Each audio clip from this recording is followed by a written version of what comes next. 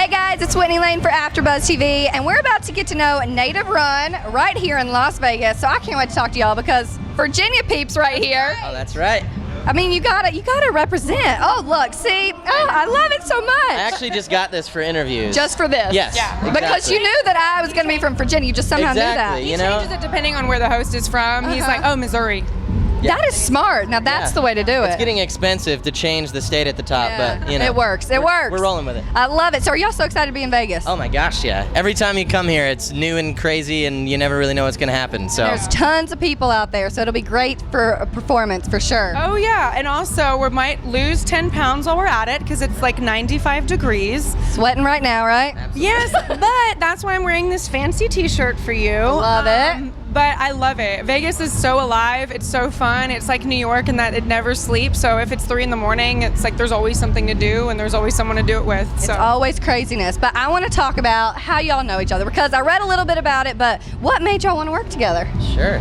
Well, yeah, we grew up in Virginia, like you said, about a town apart from each other, and we met after college. I had a bunch of buddies that went to George Mason University with her in Fairfax, Virginia. Yes, I went to UVA, so Okay. very close, Go, right? girl. Cavs. I love it. I love it. And so we started playing at a church together that was sort of around where she went to school, and that's sort of where the creative juices started flowing. And you know, we just started writing songs and traveling after that. But yeah, it started in a big old church in McLean, Virginia. I love that. Yeah, All yeah. about the church. I love that so much. Yes, No, what is it about you two, like working together? What was it? What was the ease? Well, it was just when we started singing together, there was a very noticeable blend of our voices. And, you know, we both kind of love like bluegrass music. We love harmonies. We love being able to sing together really tight. And we just discovered we could do that. And you can't do that with everybody because everyone's got a different voice. But luckily ours work really great together. So that was the first thing. And then the second thing was I was just like, I kind of just want to work with that hair. Oh, yeah. See, that's what sold it. It is. I love it. He's close to God.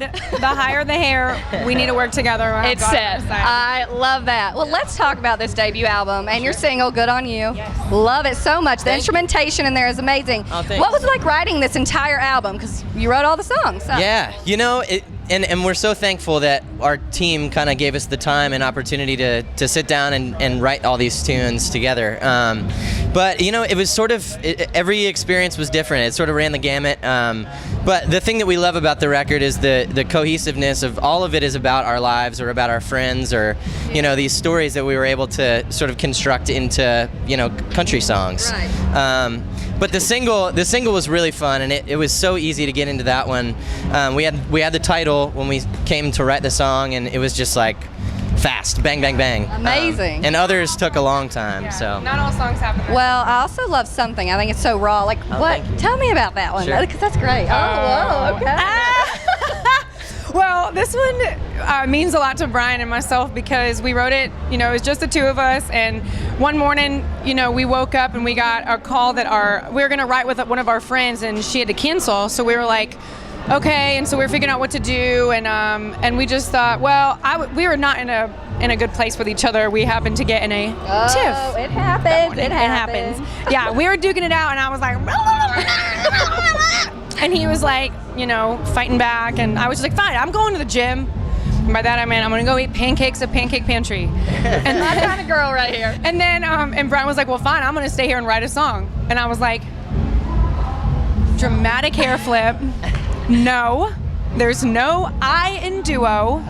So anyway, we stuck around and we started talking like, well, we were like, let's write a song about our first relationships that ended. They ended obviously, and I think that there's just so much heartbreak in your first love, and like the journey you go through with them, and then losing them, and so it was just kind of a combination of those situations that. So it means a lot.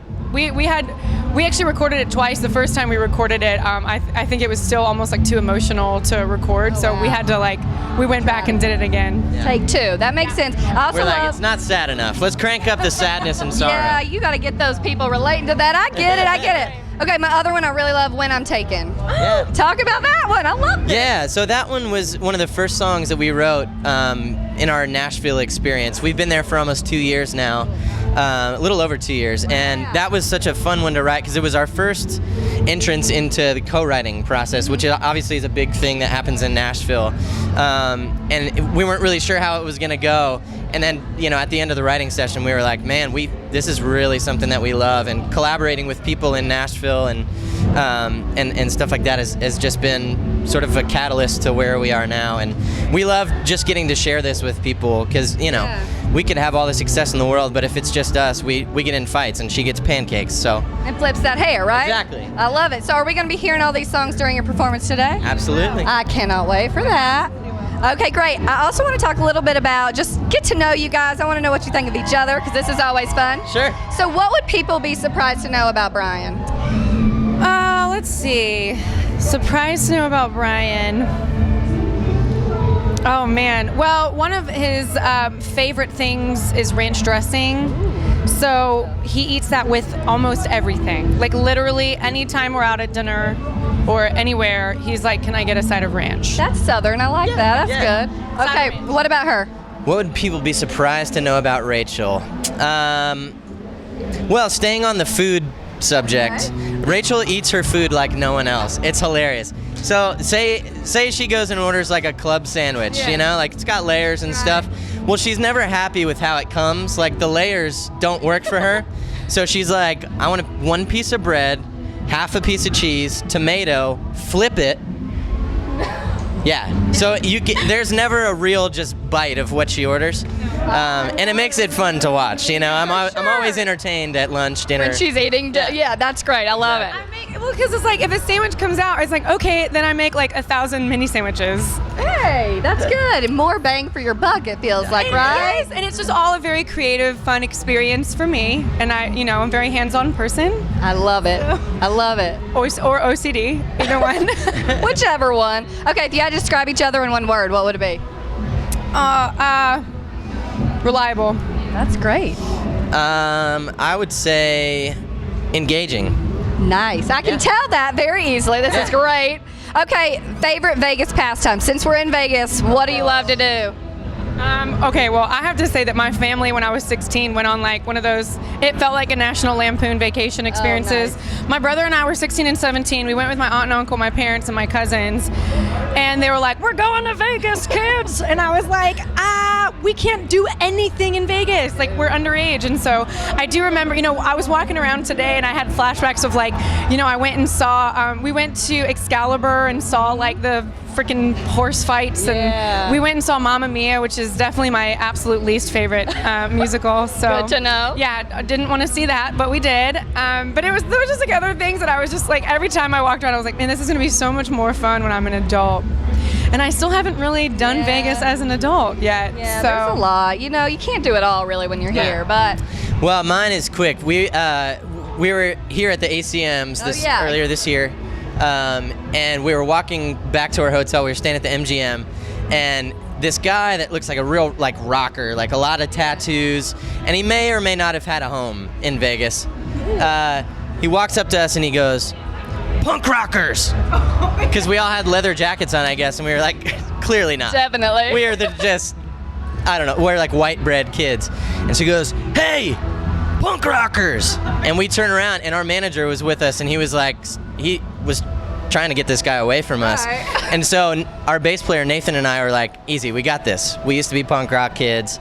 So we were all carrying beers, and we were like, hey man, you want the rest of this beer? And he was like, yeah. He loves you. He loves you. Gave us a hug, and that was it. Amazing. That's sort of Vegas in a nutshell, I think, right? It definitely is. You just never know who you're gonna meet. Exactly. Exactly. Y'all were so much fun. I can't wait to catch your performance. We're gonna video some of that.